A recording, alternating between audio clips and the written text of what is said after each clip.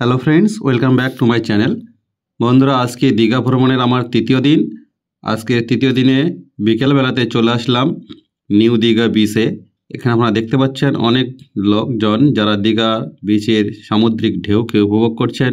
অনেকে সমুদ্রে নেমে সেই উপভোগকে আরও দ্বিগুণ মাত্রায় বাড়িয়ে তুলছেন। এখান থেকে চারিদিকে শুধু তাকালে শুধু সামুদ্রিক ঢেউ আর ঢেউ, আর চারিদিকে লোকজনের সমাগম। দীঘায় আসার আগে শুনেছিলাম যে দীঘায় ঘুরতে গেলে অবশ্যই এখানকার মাছ ভাজা টেস্ট করতে হবে। তাই এখন আমি চলে যাব মাছ ভাজা স্টলের দিকে। এখানে বিকেলবেলা লাইন করে মাছের স্টলগুলি বসে, সেই মাছের স্টলগুলি আমি তুলে ধরতেছি।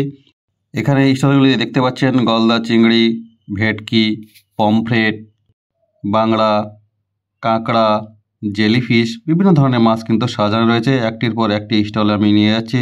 দেখতে পাচ্ছেন আর একটি স্টল, এখানেও বিভিন্ন ধরনের মাছ একদম মশলা মাখিয়ে রেডি করা রয়েছে। এখান থেকে আপনাদের যেটা পছন্দনীয় সেই মাছটিকে চয়েস করবেন, আপনাদের সামনেই সেটাকে ভেজে দেওয়া হবে এবং অবশ্যই সেই মাছ ভাজা টেস্ট করবেন। কারণ দীঘায় এসে যদি আপনারা এই মাছ ভাজা টেস্ট না করেন তাহলে কিন্তু দীঘা ভ্রমণ আপনাদের অসম্পূর্ণ থেকে যাবে।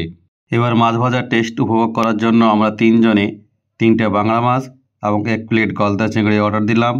আমাদের সামনে সুন্দর করে সেই 3টি বাংলা মাছ এবং 1 প্লেট গলদা চিংড়ি ভেজে আমাদের পার্সেল করে দিল, কারণ আমরা পার্সেল করে নিলাম। সঙ্গে নিলাম 1 প্লেট স্যালাড, তার সঙ্গে নিলাম 2 প্লেট অড়হর ডাল এবং অঙ্কুরিত ছোলা। সেগুলো একযোগে পার্সেল করে নিয়ে এসে ঘরে নিলাম। তার সঙ্গে নিলাম একটি ভুট্টা পোড়া। নিয়ে এসে আমরা তিনজনে ঘরের মধ্যে এগুলো ওপেন করলাম। আপনারা দেখতে পাচ্ছেন 3টে বাংলা মাছ, 2 প্লেট অড়হর এবং অঙ্কুরিত ছোলার ডাল, তার সঙ্গে রয়েছে 1 প্লেট স্যালাড, 1 প্লেট গলদা চিংড়ি। এবার সেই মাছ ভাজা এবং চিংড়ি ভাজার উপরে আমরা কিছু লেবুর রস ছড়িয়ে দেবো। ছড়িয়ে দেওয়ার পরে তিনজনে এবার খাওয়া শুরু করব। তিনজনে আমরা খুব উপভোগ করে এই খাবারগুলো খাবো, যেগুলোর মধ্যে রয়েছে স্যালাড রয়েছে, অঙ্কুরিত ছোলা এবং অড়হর ডাল রয়েছে, 3টি বাংলা মাছ এবং সঙ্গে রয়েছে ভুট্টা পোড়া, আর তার সঙ্গে রয়েছে গলদা চিংড়ি। আমরা খুব উপভোগ করে খাবারগুলি উপভোগ করলাম এবং সত্যি মাছ ভাজাগুলি খুবই সুস্বাদু এবং খুবই টেস্টি ছিল। এবং দীঘায় এসে যদি আমরা এই মাছ ভাজাটি না খেতাম, সত্যিই মনে হচ্ছে আমাদের দীঘা ভ্রমণ অসম্পূর্ণ থেকে যেত। তাই আপনাদের বলছি, আপনারা যারা দীঘায় ঘুরতে আসবেন অবশ্যই একবার হলেও একটি মাছ ভাজা টেস্ট করে দেখবেন। কারণ যদি দীঘায় এসে আপনারা এই মাছ ভাজা না খান তাহলে আপনাদের কিন্তু দীঘা ভ্রমণ অসম্পূর্ণ থেকে যাবে।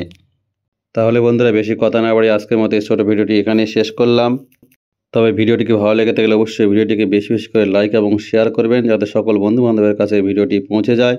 আর যে সমস্ত বন্ধুরা চ্যানেলটিকে সাবস্ক্রাইব করেছেন তাদেরকে অসংখ্য ধন্যবাদ।